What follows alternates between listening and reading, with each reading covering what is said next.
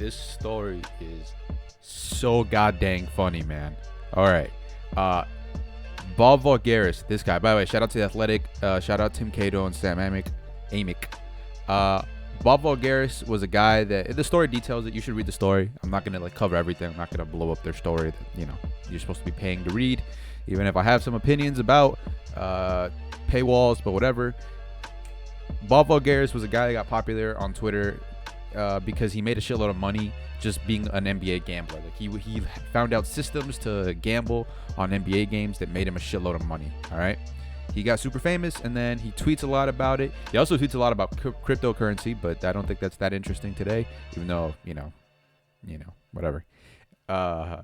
Bob ended up getting hired by Mark Cuban in 2018, I believe, because he saw him talking about basketball on the internet, and he's like, oh, this is a smart guy. And by all accounts, he seems like he really knows what he's talking about when he talks about basketball for the most part, especially amongst Twitter people, right? Not amongst NBA people who work in the NBA. I have no idea how to compare him.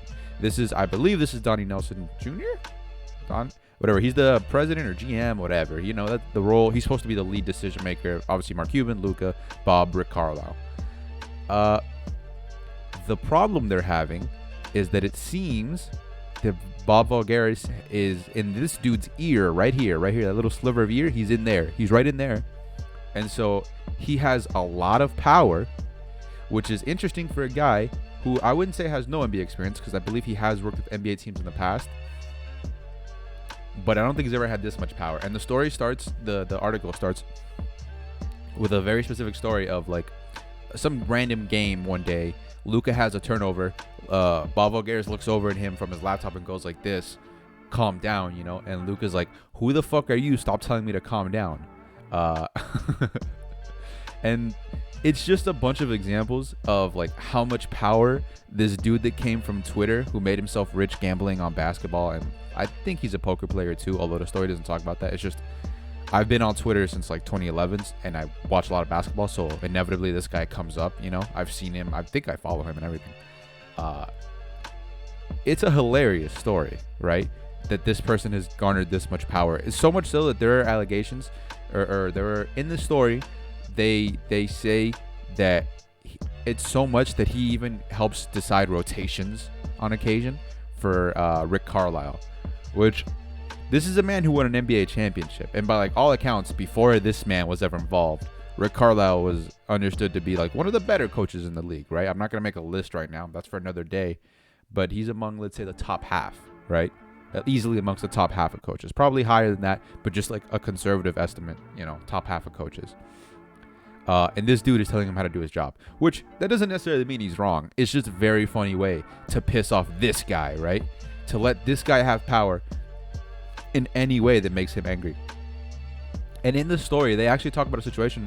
The story, the way that it's kind of framed, right? The story, or the headline you see coming out of it, is that the team, people within the team, are kind of concerned that Luka is getting tired of certain things, and not that they're going to offer him right now an extension that I believe is worth over $200 million this summer, and he's going to accept it because it's over $200 million, and there's not a reasonable alternative to just turning down $200 million. So he's going to accept it. But the concern they're going to have is that when there's 1 year left on his deal, or he's probably going to get I'm assuming he's going to, if he has good agents, they're going to get him an option on the final year. So when he's in his second to last year of the deal, he'll be like, hey, it's not working out, trade me. And the Mavericks at that point pretty much have to, right? You can't let a guy like that just walk away. You have to get whatever you can for him.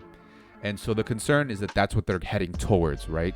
Because he's kind of angry at this guy, and he used to be angry at this guy. But the story goes to great lengths to point out how Rick Carlisle can sometimes be difficult on guys, but he'll listen to his staff, right? And his staff tell him hey, for example, Jason Kidd, you need to let him just play. Stop trying to overcoach him. And he eventually turned out to, listen to his guys and was like, oh, you guys are right. Just let Jason Kidd do what Jason Kidd does, and it helped them win a championship, right? That's the way the story frames that situation. Now, the Luka one is that he sometimes has a similar problem to what Jason Kidd had, which is that Rick likes being involved basically on the offense, right? He likes calling plays instead of just letting Luka run up and diagnose what's happening and run the plays himself. So that they talk about that, but they make it seem like, well, Rick has a history of making that stuff work. Now, what they don't have a history of is knowing if this guy is worth dealing all that drama. And yet he's still there. And in the article, they reach out to Mark Cuban, and he even defends Bob Voulgaris.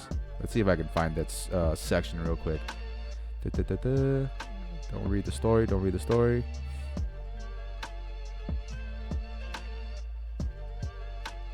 Yeah, here they mentioned the situation that, like, Rick Carlisle has had problems with players before. And the most famous one is Rajon Rondo, who just stopped trying while playing for the team. So looking for, what did Mark Cuban say? Let me Control F. Not Cuban. Well, he's a lot in the story.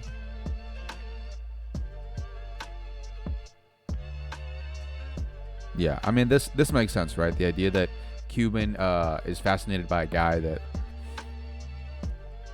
okay, he's fascinated by a guy that's self-made, right? Which is whatever that means.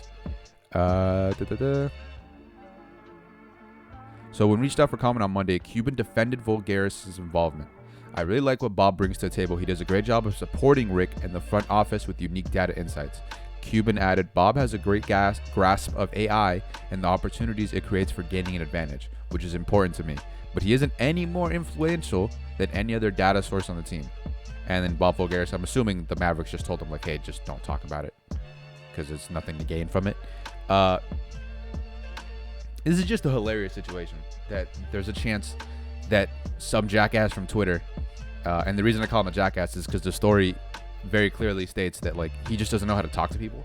So the funniest part is that he might be right about everything he's saying, right? Every criticism he has towards Rick Carlisle or Luka or whatever, even if he's in the right, nobody wants to listen to him because they think he's a jackass. Is basically what the story says. They say an unnamed source says he doesn't know how to talk to people, which is code for he's a jackass, right?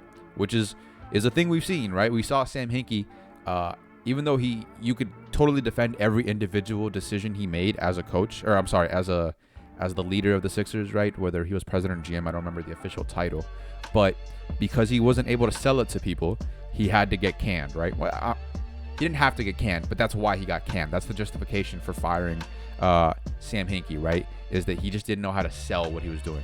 And it seems like Bob Voulgaris, who doesn't even have the power Sam Hinkie had, might be doing that to himself. He might be getting himself fucked over by not knowing how to speak. Now, again, this is just the reporting of Tim Cato and Sam Amick, but they're, like, both, I think, fairly well respected. And, you know, especially when you get two journalists working on a story, there's less chances that there's going to be, like, just some outlandish shit that no one can confirm, right? This is probably mostly true, this story, right? I'm going to give it, like, 0 Pinocchios on my scale that I just made up right now that means nothing.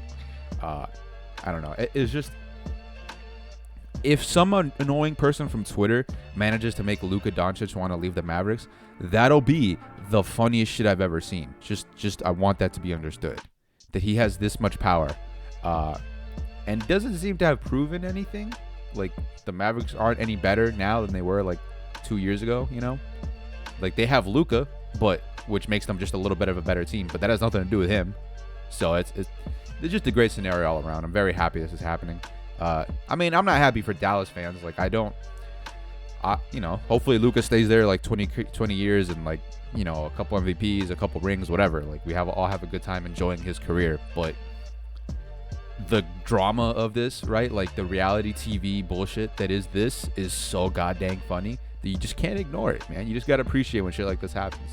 But yeah, anyways, peace. I wish I could laugh more. I wish I could, like, make myself laugh because it's that funny to me, but it's more just, like, pointing out the absurdity of this that is, like, satisfying, right? Just how dumb this all is.